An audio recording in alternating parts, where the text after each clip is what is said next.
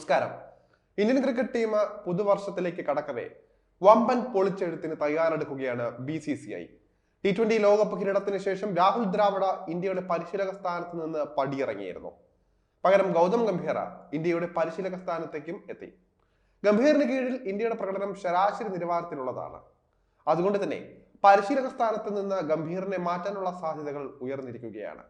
മുൻ ഇന്ത്യൻ താരവും നിലവിലെ ദേശീയ ക്രിക്കറ്റ് അക്കാദമി തലവനുമായ VVS ലക്ഷ്മണെ മുഖ്യ പരിശീലകനാക്കാനുള്ള നീക്കത്തിലാണ് ഇപ്പോൾ ഇന്ത്യ. ലക്ഷ്മൺ ഇതിനോടകം പരിശീലക റോളിൽ പ്രവർത്തിച്ച് അനുഭവ സമ്പത്തുള്ള ഒരാളാണ്. അതുകൊണ്ട് തന്നെ ലക്ഷ്മണിന്റെ വരവ് ഇന്ത്യക്ക് ഗുണം ചെയ്യുമെന്ന് തന്നെയാണ് പൊതുവെയുള്ള വിലയിരുത്തൽ. എന്തായാലും ലക്ഷ്മൺ പരിശീലകനായി എത്തിയാൽ ഇന്ത്യൻ ടീമിൽ ചില വലിയ മാറ്റങ്ങൾ സംഭവിച്ചേക്കും. ഇതെന്തൊക്കെയാണെന്ന് വിശദമായി നോക്കാം. ഇന്ത്യക്കായി T20 ഓപ്പണർ റോളിൽ മികച്ച പ്രകടനമാണ് സഞ്ജു സാംസൺ കാഴ്ചവെക്കുന്നത്. 3 സെഞ്ചുറി ഉൾപ്പെടെ നേടി കസറാൻ സഞ്ജുവിന് സാധിച്ചിരുന്നു. ഗൗതം ഗംഭീർ പരിശീലകനായതോടെയാണ് സഞ്ജുവിന് ഓപ്പണർ റോളിൽ അവസരം ലഭിച്ചതും കൂടുതൽ പിന്തുണ ലഭിച്ചതും. എന്നാൽ ഗംഭീർ മാറി ലക്ഷ്മൺ ഇന്ത്യയുടെ പരിശീലകനായാൽ സഞ്ജുവിന് ഈ പിന്തുണ നൽകാൻ സാധ്യത കുറവാണ്. ഓപ്പണർ റോളിൽ നിന്ന് സഞ്ജു മാറ്റപ്പെടാൻ സാധ്യതയും വളരെ കൂടുതലാണ്. യശസ്വി ജയ്സ്വാളിനൊപ്പം ശുഭ്മാൻ ഗില്ലിനെ ഓപ്പണറായി പ്രതീക്ഷിക്കാം. കടന്നാക്രമിച്ച് കളിക്കുന്നവരാണ് T20യിൽ വേണ്ടതെങ്കിലും സഞ്ജുവിനെ പോലെ സ്ഥിരത പ്രശ്നമുള്ള താരങ്ങളെ ലക്ഷ്മൺ അധികം പിന്തുണയ്ക്കാൻ സാധ്യതയില്ല. എന്തായാലും ലക്ഷ്മൺ പരിശീലകനായാൽ സഞ്ജുവിന്റെ ഓപ്പണർ സ്ഥാനത്തിന്റെ കാര്യത്തിൽ ഉറപ്പുണ്ടാകില്ല എന്ന് നിസ്സംശയം പറയാം.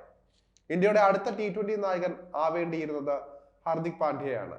എന്നാൽ ഗംഭീർ പരിശീലകനായപ്പോൾ സൂര്യകുമാർ യാദവിനെ T20 നായക സ്ഥാനത്തേക്ക് കൊണ്ടുവരികയായിരുന്നു. കൂടുതൽ പ്രാധാന്യവും നൽകി. സൂര്യയ്ക്ക് കീഴിൽ ഇന്ത്യയുടെ പ്രകടനം മികച്ചത് തന്നെയാണ്. എന്നാൽ ലക്ഷ്മൺ പരിശീലകനായാൽ ഹാർദിക് പാണ്ഡ്യ വീണ്ടും സജീവമാകും. T20 നായകനാകാനും സാധ്യതയുണ്ട്. ലക്ഷ്മണും ഹാർദിക്കും തമ്മിൽ അടുത്ത ബന്ധമാണ് ഉള്ളത്. ഇതിനോടകം ലക്ഷ്മണന്റെ പരിശീലനത്തിന് കീഴിൽ ക്യാപ്റ്റനായി ഹാർദിക് കളിച്ചിട്ടുമുണ്ട്. ഇരുവരും തമ്മിലുള്ള ഈ ബന്ധം വീണ്ടും ഹാർദിക്കിനെ നായക സ്ഥാനത്തേക്ക് എത്തിച്ചേക്കും. IPLൽ മുംബൈ ഇന്ത്യൻസിന്റെ ക്യാപ്റ്റനാണ് ഹാർദിക് പാണ്ഡ്യ. അതുകൊണ്ട് തന്നെ ഇന്ത്യയുടെ T20 നായക സ്ഥാനത്തേക്ക് ഹാർദിക്കിനെ തിരികെ എത്തിക്കാൻ മുംബൈ ലോബിയുടെ ഇടപെടലും ഉണ്ടാകുമെന്ന് ഉറപ്പാണ്. എന്തായാലും ഈ മാറ്റത്തിന് സാധ്യത കൂടുതലാണ് എന്ന് തന്നെ വിലയിരുത്താം. ഇന്ത്യയുടെ സീനിയർ താരങ്ങളും ഗൗതം ഗംഭീറും തമ്മിൽ ഇപ്പോൾ കടുത്ത അഭിപ്രായ ഭിന്നതയിലാണ്. 4ാം ടെസ്റ്റിനിടെ ഡ്രസ്സിംഗ് റൂമിൽ വലിയ തർക്കമാണ് ഗംഭീറും താരങ്ങളും തമ്മിൽ ഉണ്ടായത് എന്നുള്ള റിപ്പോർട്ടുകളും ഇന്ത്യൻ എക്സ്പ്രസ് അടക്കമുള്ള മാധ്യമങ്ങൾ പുറത്തുവിട്ടിരുന്നു കഴിഞ്ഞ ദിവസം. അതുകൊണ്ട് തന്നെ ഗംഭീറിനെ ഇനിയും മാനേജ്മെന്റ് പിന്തുണച്ചേക്കില്ല എന്നാണ് സൂചന. 2025 ഏതാനും മത്സരങ്ങൾ കൂടി ഗംഭീറിനെ നിരീക്ഷിക്കും. ഇതിനുശേഷവും ഇന്ത്യ ഇത്തരത്തിൽ ടെസ്റ്റിലടക്കം പതറുകയാണെങ്കിൽ അത് പിന്നെ ഗംഭീറിന്റെ ആ ഒരു സീറ്റിനെ തന്നെയായിരിക്കും ബാധിക്കുക.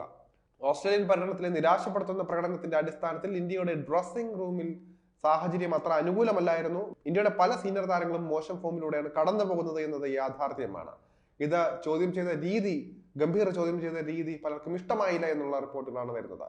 എന്നാൽ ലക്ഷ്മൺ പരിശീലകനായാൽ വിരാട് കോഹ്ലിക്കും രോഹിത് ശർമ്മയ്ക്കും കൂടുതൽ പിന്തുണ നൽകുന്നതായിരിക്കും.